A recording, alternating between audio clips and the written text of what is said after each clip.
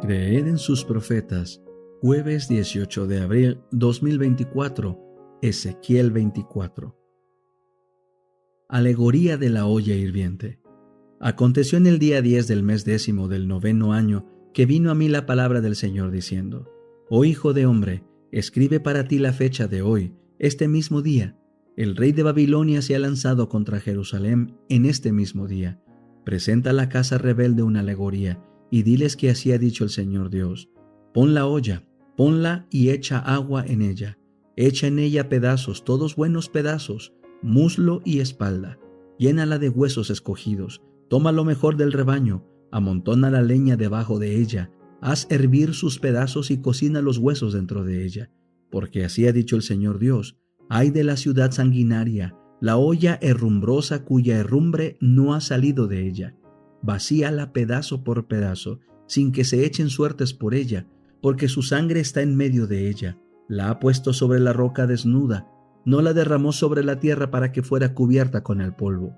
Para hacer que mi ira suba y tome venganza, he puesto su sangre sobre la roca desnuda, para que no sea cubierta. Por tanto así ha dicho el Señor Dios: Ay de la ciudad sanguinaria, pues yo también agrandaré la hoguera. Amontona la leña, enciende el fuego, alista la carne, vacía el caldo, y que los huesos sean carbonizados. Luego pon la olla vacía sobre las brasas, para que se caliente y arda su bronce, con el fin de que en ella sea fundida su inmundicia y desaparezca su herrumbre. En vano son los esfuerzos, su mucha herrumbre no sale de ella, su herrumbre no sale ni con fuego. En tu inmundicia hay infamia, por cuanto te quise purificar, pero no estás purificada de tu inmundicia. No volverás a ser purificada hasta que yo haya asentado mi ira sobre ti. Yo, el Señor, he hablado. Esto vendrá y lo haré. No cejaré, no tendré lástima ni me pesará.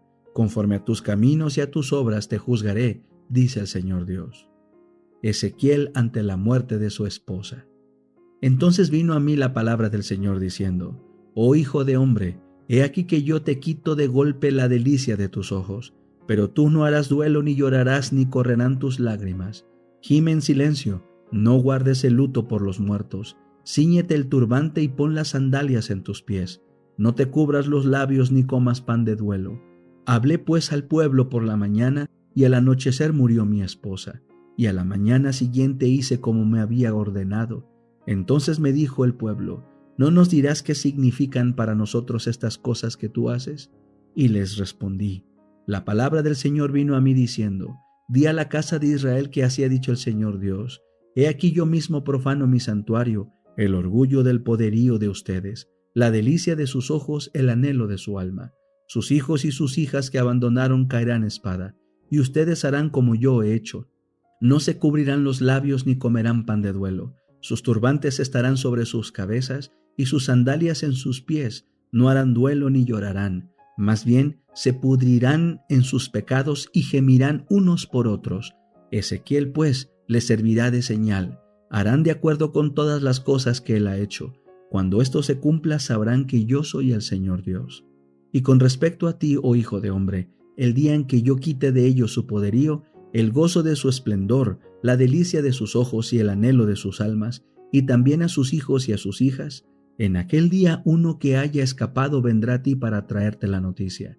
En aquel día se abrirá tu boca, y hablarás con el que haya escapado, pues ya no estarás más enmudecido. Tú les servirás de señal, y sabrán que yo soy el Señor. El deseado de todas las gentes. Capítulo 24. ¿No es este el hijo del carpintero? La verdad era impopular en el tiempo de Cristo. Es impopular en el nuestro. Lo fue desde que por primera vez Satanás la hizo desagradable al hombre, presentándole fábulas que conducen a la exaltación propia. ¿No encontramos hoy teorías y doctrinas que no tienen fundamento en la palabra de Dios? Los hombres se aferran hoy tan tenazmente a ellas como los judíos a sus tradiciones. Los dirigentes judíos estaban llenos de orgullo espiritual. Su deseo de glorificar al yo se manifestaba aún en el ritual del santuario. Amaban los lugares destacados en la sinagoga y los saludos en las plazas. Les halagaba el sonido de los títulos en labios de los hombres. A medida que la verdadera piedad declinaba entre ellos, se volvían más celosos de sus tradiciones y ceremonias. por cuanto el prejuicio egoísta había oscurecido su entendimiento, no podían armonizar el poder de las convincentes palabras de Cristo con la humildad de su vida. No apreciaban el hecho de que la verdadera grandeza no necesita ostentación externa. La pobreza de ese hombre parecía completamente opuesta a su aserto de ser el Mesías. Se preguntaban, si es lo que dice ser, ¿por qué es tan modesto? Si prescindía de la fuerza de las armas, ¿qué llegaría a ser de su nación? ¿Cómo se lograría que el poder y la gloria, tanto tiempo esperados, convirtiesen a las naciones en súbditas de la ciudad de los judíos? ¿No habían enseñado los sacerdotes que Israel debía gobernar sobre toda la tierra? Era posible que los grandes maestros religiosos estuviesen en error, pero no fue simplemente la ausencia de gloria externa en la vida de Jesús lo que indujo a los judíos a rechazarle. Era Él la personificación de la pureza, y ellos eran impuros. Moraba entre los hombres como ejemplo de integridad inmaculada. Su vida sin culpa hacía fulgurar la luz sobre sus corazones. Su sinceridad revelaba la falta de sinceridad de ellos. Ponía de manifiesto el carácter huero de su piedad presuntuosa y les revelaba la iniquidad en toda su odiosidad. Esa luz no era bienvenida para ellos. Si Cristo hubiese encauzado la atención general hacia los fariseos y ensalzado su saber y piedad, le habrían recibido con gozo. Pero cuando hablaba del reino de Dios como dispensación de misericordia para toda la humanidad, presentaba una fase de la religión que ellos no querían tolerar. Su propio ejemplo y enseñanza no habían tendido nunca a hacer deseable el servicio de Dios. Cuando veían a Jesús prestar atención a aquellos a quienes ellos odiaban y repelían, se excitaban las peores pasiones de sus orgullosos corazones. Con toda su jactancia de que bajo el león de la tribu de Judá, Israel sería exaltado a la preeminencia sobre todas las naciones, podrían haber soportado la defraudación de sus ambiciosas esperanzas, mejor que la reprensión de sus pecados de parte de Cristo y el oprobio que sentían en presencia de su pureza. Capítulo 25. El llamamiento a orillas del mar. Este capítulo está basado en Mateo 4, 18 al 22, Marcos 1, 16 al 20, Lucas 5, 1 al 11. Amanecía sobre el mar de Galilea. Los discípulos, cansados por una noche infructuosa, estaban todavía en sus barcos pesqueros bogando sobre el lago. Jesús volvía de pasar una hora tranquila a orillas del agua. Había esperado hallarse durante unos cortos momentos de la madrugada, aliviado de la multitud que le seguía día tras día. Pero pronto la gente empezó a reunirse alrededor de él. La muchedumbre aumentó rápidamente hasta apremiarle de todas partes. Mientras tanto, los discípulos habían vuelto a tierra. A fin de escapar a la presión de la multitud, Jesús entró en el barco de Pedro y le pidió a este que se apartase un poquito de la orilla.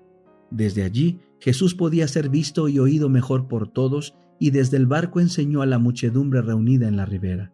¡Qué escena para la contemplación de los ángeles! Su glorioso general sentado en un barco de pescadores, mecido de aquí para allá por las inquietas olas y proclamando las buenas nuevas de la salvación a una muchedumbre atenta que se apiñaba hasta las orillas del agua. El honrado del cielo estaba declarando al aire libre a la gente común las grandes cosas de su reino. Sin embargo, no podría haber tenido un escenario más adecuado para sus labores. El lago, las montañas, los campos extensos, el sol que inundaba la tierra, todo le proporcionaba objetos con que ilustrar sus lecciones y grabarlas en las mentes. Y ninguna lección de Cristo quedaba sin fruto. Todo mensaje de sus labios llegaba a algún alma como palabra de vida eterna. Con cada momento que transcurría, aumentaba la multitud. Había ancianos apoyados en sus bastones, robustos campesinos de las colinas, pescadores que volvían de sus tareas en el lago, mercaderes y rabinos, ricos y sabios, jóvenes y viejos, que traían sus enfermos y dolientes y se agolpaban para oír las palabras del Maestro Divino.